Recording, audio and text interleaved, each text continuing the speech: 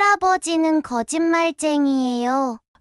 10살 손자의 이 한마디가 32년을 한결같이 살아온 한 남자의 마지막 자존심마저 무너뜨렸습니다.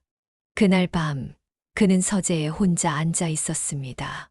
손자의 책상 위에 놓인 우리 가족 그림에서 할아버지만 지워져 있었죠. 손자의 울먹이는 목소리가 계속 귓가에 맴돌았습니다. 할아버지는 매번 약속해놓고 안 지켜요. 운동회도 안 오시고 소풍도 안 오시고 이제 전 할아버지 말씀 안 믿어요. 퇴직 후 5년 그는 모든 것을 잃어가고 있었습니다. 경로당에서는 그가 말을 꺼내면 자리를 피하는 사람들이 늘어났고 아내는 한숨만 깊어졌으며 며느리는 주말 식사 자리에 더 이상 나오지 않았습니다. 도대체 무엇이 잘못된 걸까요? 이제부터 들려드릴 이야기는 한 은퇴 남성의 가슴 아픈 고백입니다. 평생을 품질 관리자로 살아온 그가 정작 자신의 말과 행동의 품질은 전혀 관리하지 못했다는 뼈아픈 깨달음을 얻기까지, 그리고 그 깨달음을 통해 인생의 겨울에서 새로운 봄을 발견하기까지의 여정입니다. 때론 웃음이 나고 때론 눈시울이 붉어지는 그의 이야기 속에는 어쩌면 우리 모두의 모습이 담겨 있을지도 모릅니다. 그럼 지금부터 김영수 씨의 이야기를 시작하겠습니다. 첫 번째 깨달음. 거친 언행과 높은 목소리의 습관. 은퇴 직후 저는 아파트 단지의 탁구 동호회에 가입하였습니다. 평소 탁구를 좋아했기에 즐거운 마음으로 시작했지만 그곳에서 저는 첫 번째 문제와 마주하게 되었습니다. 문제는 다름 아닌 제 목소리와 태도였습니다. 야, 그렇게 치면 안 된다고. 라켓 각도가 왜 그 모양입니까? 아니, 서브는 그렇게 하는 게 아니라니까요. 제가 30년 동안 현장에서 사람 가르치면서 이봐요. 그렇게 허술하게 하면 어떡해요? 다시. 늘 큰 소리로. 마치 공장 현장에서 신입사원을 다그치듯 말하고 있었습니다. 처음에는 아무도 제게 직접적으로 말씀하지 않으셨습니다. 다들 저를 피해 다니기만 했죠. 젊은 회원들은 제가 오면 슬그머니 자리를 피했고, 나이 드신 분들은 한숨만 깊이 쉬셨습니다. 특히 새로 오신 이명숙 님은 제 목소리 때문에 탁구채를 떨어뜨리실 정도였습니다. 그분은 최근에 남편을 여의고 우울증 치료를 받고 계시다는 것을 나중에서야 알았습니다. 아버님, 그만 가보겠습니다. 라는 말씀을 남기고 그대로 가버리셨습니다. 그날 밤 저는 잠을 이루지 못했습니다. 결국 어느 날 박명자 님이 용기를 내어 말씀하셨습니다. 김 부장님, 여기는 회사가 아닙니다. 우리 모두 즐기러 온 건데. 솔직히 부장님 목소리만 들어도 가슴이 철렁합니다. 젊은 시절 저도 공장에서 일했는데 부장님 말씀을 들으면 그때 생각이 나서 가슴이 답답해져요. 그제야 저는 제가 이렇게 된 것이 회사에서의 오랜 습관 때문이라는 것을 깨달았습니다. 생산 현장에서는 큰 소리로 말하지 않으면 기계 소리에 묻혀 의사소통이 되지 않았습니다. 그렇게 30년을 보내다 보니 목소리를 조절하는 것조차 쉽지 않았던 것입니다. 회사에서의 30년, 그동안 제 목소리에 놀라고 움츠러들었던 후배들의 얼굴이 떠올랐습니다. 특히 입사 3개월 만에 사표를 던진 김 대리. 지금에서야 그가 왜 그렇게 갑자기 회사를 그만뒀는지 이해가 되었습니다. 당시 그는 대학원까지 나온 인재였는데 제가 매일같이 고함을 지르며 일을 가르쳤었죠. 나중에 들으니 그는 공황장애 진단을 받고 퇴사했다고 합니다. 이런 깨달음은 제 가정 생활에도 영향을 미쳤습니다. 문득 아내가 왜 항상 조심스럽게 말하는지, 왜 식사 시간의 말수가 적은지 이해가 되기 시작했습니다. 30년 동안 저는 집에서도 회사에서처럼 큰 소리로 이야기했던 것입니다. 여보, 이것 좀 가져다 주세요. 라는 말도 마치 명령처럼 들렸을 것입니다. 두 번째 깨달음. 끊임없는 자기 자랑의 허사. 거친 언행을 조심하자고 다짐한 후 저는 경로당에서 새로운 문제를 발견하게 되었습니다. 바로 제가 끊임없이 과거의 영광을 자랑하고 있었다는 사실이었습니다. 그것도 아주 구체적이고 반복적으로 말이죠. 내가 말이죠. 88년도에 우리 회사가 수출 100만 불 탑을 받을 때였습니다. 그때 제가 생산관리부 과장이었는데 밤낮으로 공장을 뛰어다니면서 품질 관리를 했죠. 그때 우리 직원들이 얼마나 고생했는지 우리 회사가 업계에서 알아주는 기업이었죠. 제가 담당했던 라인이 하루 생산량이 말이죠. 그때 우리가 개발한 공정이 지금도 업계 표준이 되었다니까요. 작년에 우리 아들이 샌프란시스코에서 새 집을 샀다면서요. 거기가 실리콘밸리라고 우리 아들이 IT 기업 임원이거든요. 연봉이 얼마나 되는지 아십니까? 매일같이 저는 이런 이야기들을 반복했습니다. 처음에는 다들 관심 있게 들어주시는 것 같았습니다. 하지만 시간이 지날수록 제가 이야기를 시작하면 자리를 피하시는 분들이 늘어났습니다. 특히 퇴직 교사이신 이영호님은 한 번은 이렇게 말씀하셨습니다. 김 선생님, 우리 모두 각자의 인생에서 자랑스러운 순간들이 있습니다. 저도 30년 넘게 교직에 있으면서 훌륭한 제자들을 많이 키웠죠. 하지만 그런 이야기는 하지 않습니다. 왜냐하면 그건 과거니까요. 지금 우리에게 중요한 건 현재입니다. 결정적인 사건은 추석 전날 있었습니다. 경로당에서 윷놀이를 하던 중이었습니다. 이상철 님이 손자 이야기를 하시다 말았는데 제가 또 끼어들고 말았습니다. 아, 그래요? 우리 아들은 말이죠. 서울대를 나와서 지금 미국 지사에서 임원으로 있습니다. 연봉이 얼마나 되는지 아십니까? 거기서는 우리나라 돈으로 연봉이 10억이 넘는다니까요. 손자는 현지 명문 사립학교를 다니고 있고 그 순간 이상철님의 표정이 굳어졌습니다. 나중에 알고 보니 그분의 손자가 대학 입시에서 실패하고 우울증으로 힘들어하고 있었다고 합니다. 게다가 그분의 아들은 작은 가게를 운영하다 코로나로 폐업을 했다고 합니다. 제 말이 그분의 가슴에 비수가 되어 꽂혔던 것입니다. 며칠 뒤 경로당 회장님이신 박종배 님께서 조용히 저를 부르셨습니다. 영수 씨, 당신 이야기가 다른 사람들에게 어떻게 들리는지 아시나요? 이상철 씨가 요즘 많이 힘들어합니다. 손자 문제로 밤잠을 설치는데 당신이 자꾸 성공한 자녀 자랑을 하니 우리 모두 각자의 인생에서 자랑스러운 순간들이 있습니다. 하지만 그것을 자랑하기 시작하면 듣는 이의 마음에 상처가 될 수 있습니다. 특히 우리 나이에는 더욱 그렇습니다. 그제야 저는 깨달았습니다.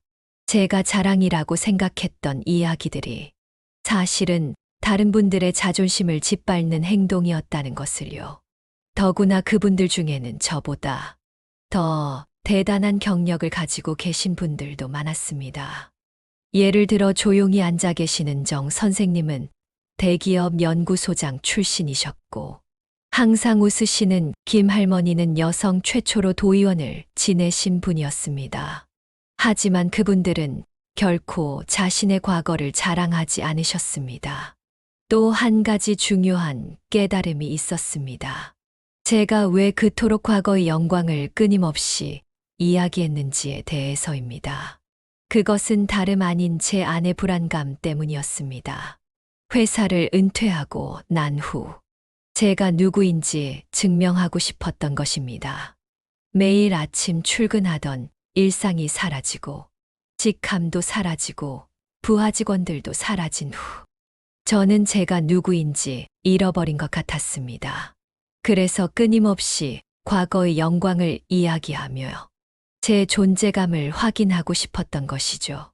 하지만 그런 식의 자기 증명은 오히려 저를 더 외롭게 만들 뿐이었습니다. 사람들은 하나둘 저를 피하기 시작했고, 결국 제가 가장 두려워하던 것, 바로 그 고립이 현실이 되어가고 있었던 것입니다. 세 번째 깨달음. 쓸데없는 말의 반복, 자기 자랑을 줄이고 나니 또 다른 문제가 보이기 시작했습니다. 바로 제가 쓸데없는 말을 너무 많이 한다는 것이었습니다. 특히 매주 목요일 독서 모임에서 이 문제가 심각했습니다. 그러니까 제 생각에는 말이죠. 그런데 이 이야기를 하기 전에 제가 예전에 겪은 일을 말씀드려야 할 것 같은데, 그게 말이죠. 1990년대 초반이었을 거예요. 아니, 잠깐만요. 89년도였나? 아니면 91년도였나? 그때 제가 한 번 말을 시작하면 30분은 기본이었습니다. 주제는 계속 옆으로 새고 앞뒤가 맞지 않는 이야기들이 이어졌습니다. 그러다 결국 처음 하려던 이야기가 무엇이었는지도 잊어버리곤 했습니다. 심지어 같은 이야기를 반복하는 경우도 많았습니다. 특히 회사에서 있었던 일화들은 매주 빠지지 않고 등장했습니다. 독서 모임의 총무를 맡고 계신 정미경님께서 어느 날 모임이 끝나고 조심스럽게 말씀하셨습니다.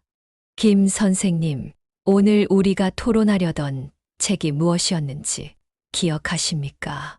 선생님 이야기만 듣다 보니 한 권의 책도 제대로 토론하지 못했습니다.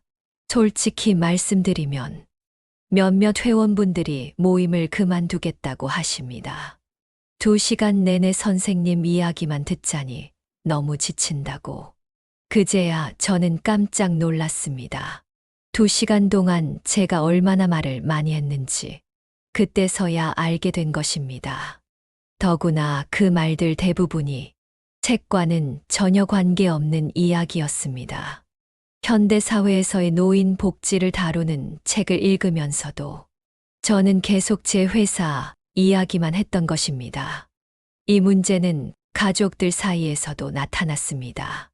일요일 저녁 식사 자리에서 아내가 조용히 말했습니다. 여보, 요즘 며느리가 식사 자리에 잘 안 오는 것 같죠? 지난번에도 말씀드렸지만 아버님이 한번 이야기를 시작하시면 며느리는 한마디도 못하고 그저 앉아 있어야 해서. 그리고 아버님 이야기가 너무 길어서 애들 학원도 늦고. 그 말을 듣는 순간 가슴이 철렁했습니다. 얼마 전 며느리가 임신 소식을 전하려 했다는 것도 한참 뒤에 알게 되었습니다. 제가 계속 옛날 이야기만 하는 바람에 며느리는 그 기쁜 소식을 꺼낼 타이밍을 놓쳤다고 했습니다. 결국 문자 메시지로 임신 소식을 전했다고 하더군요. 특히 충격적이었던 것은 손자와의 대화였습니다. 할아버지는 왜 맨날 옛날 얘기만 해요?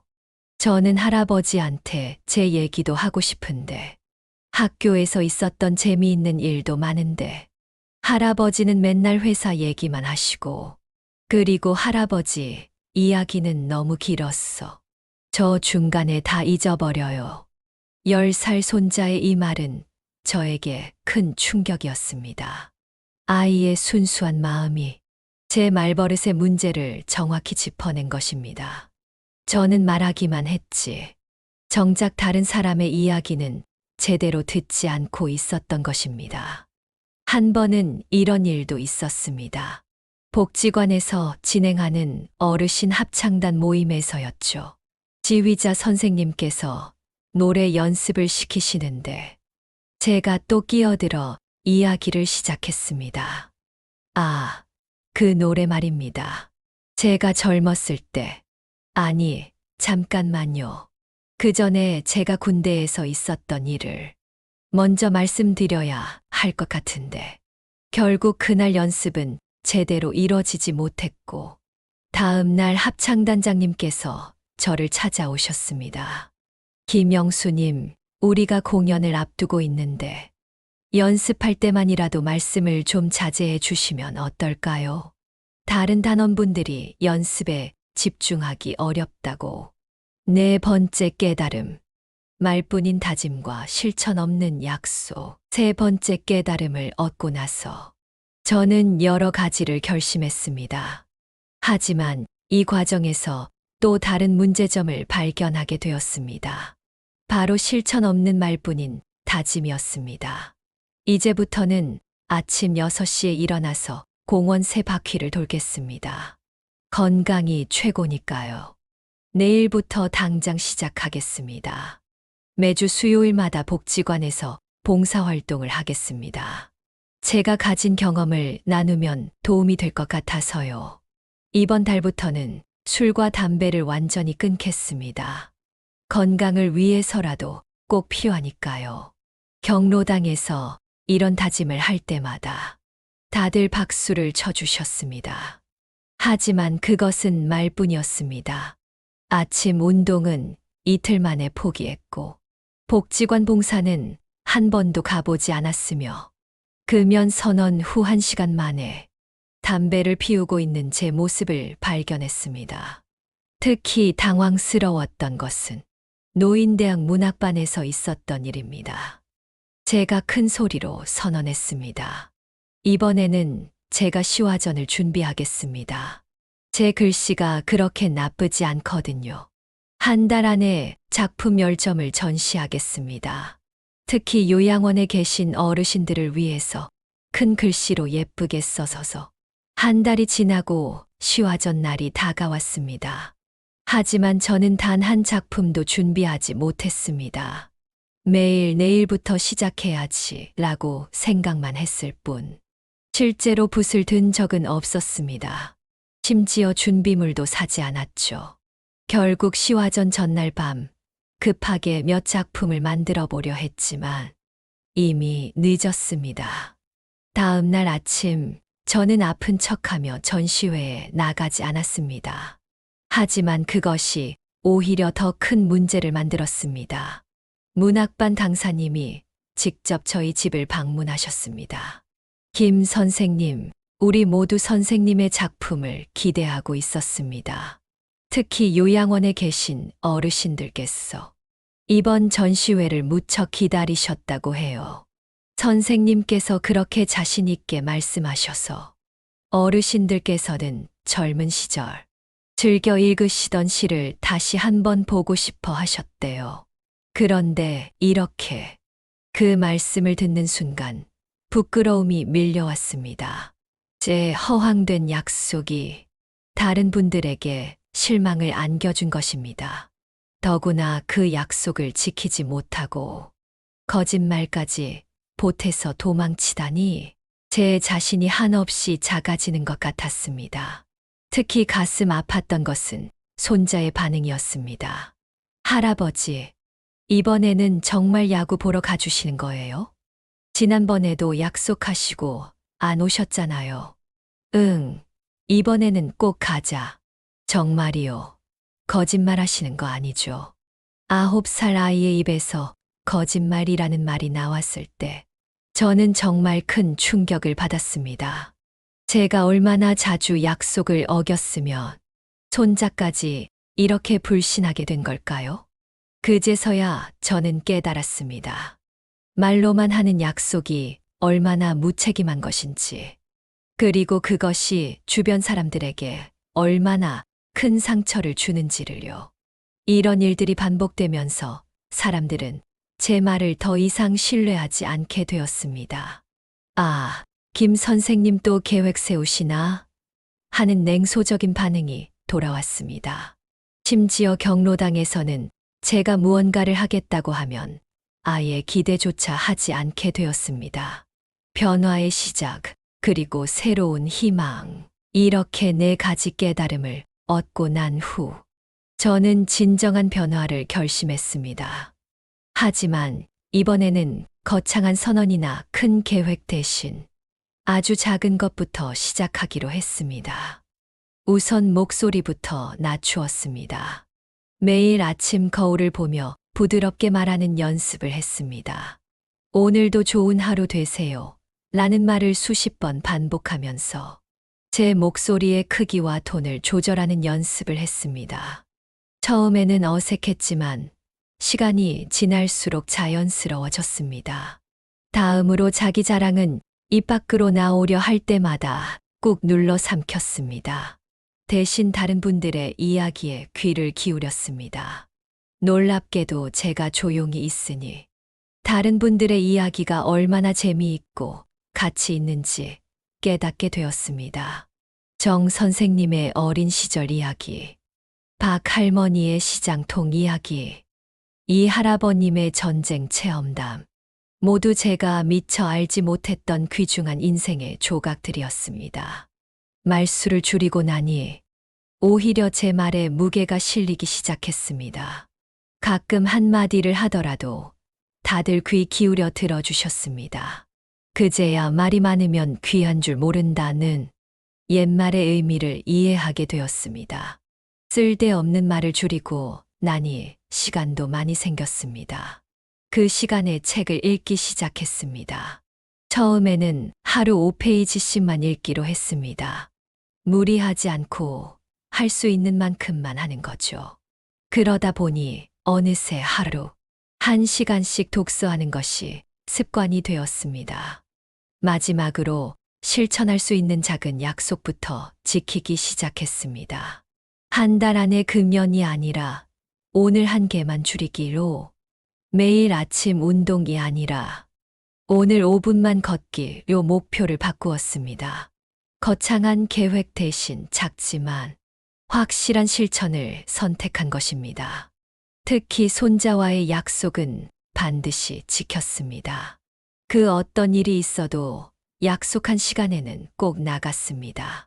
처음에는 손자가 의심의 눈초리로 저를 바라보았지만 점차 신뢰가 쌓이기 시작했습니다. 변화는 생각보다 빨리 찾아왔습니다.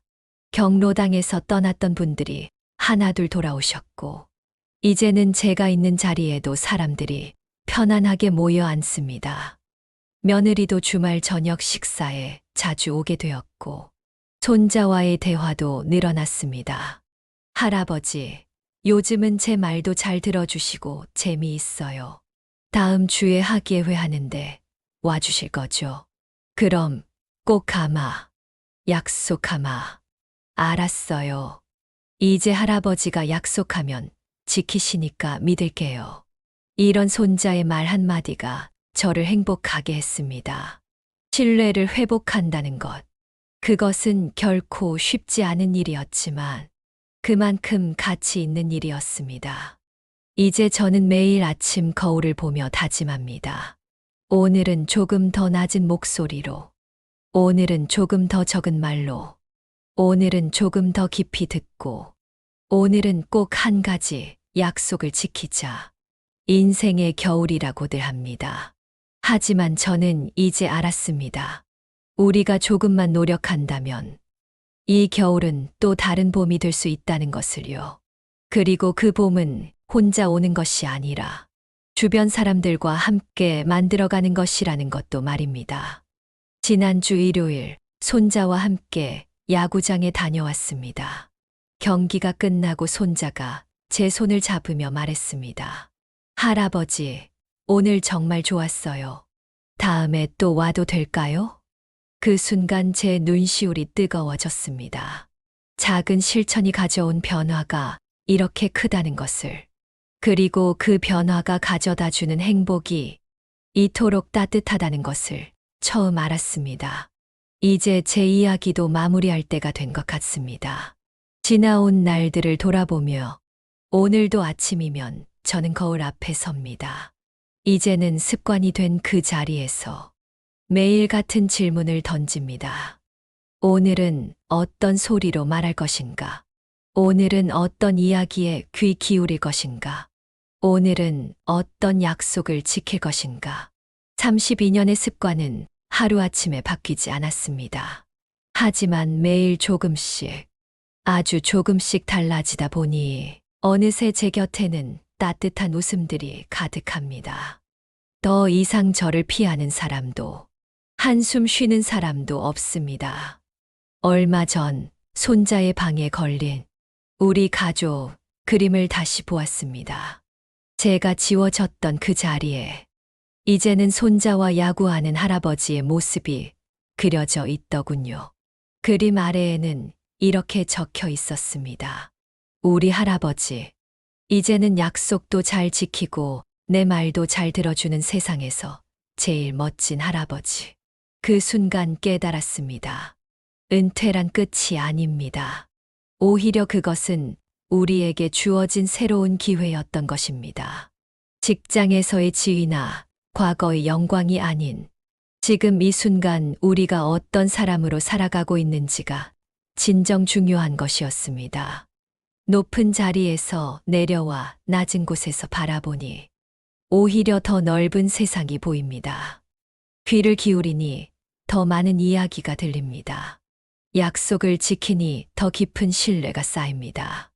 은퇴 후에 보험을 찾는 분들께 감히 말씀드리고 싶습니다.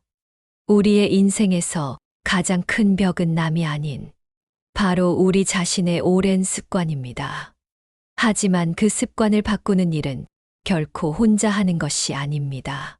우리가 조금만 달라지면 주변의 모든 것이 달라지기 시작합니다. 그리고 그때 우리는 비로소 깨닫게 됩니다. 인생의 겨울이라 생각했던 이 시간이 사실은 새로운 봄을 준비하는 소중한 계절이었다는 것을. 이제 저는 매일 아침 새로운 희망을 안고 경로당 문을 엽니다. 그리고 조용히 생각합니다. 오늘은 또 어떤 이야기가 시작될까?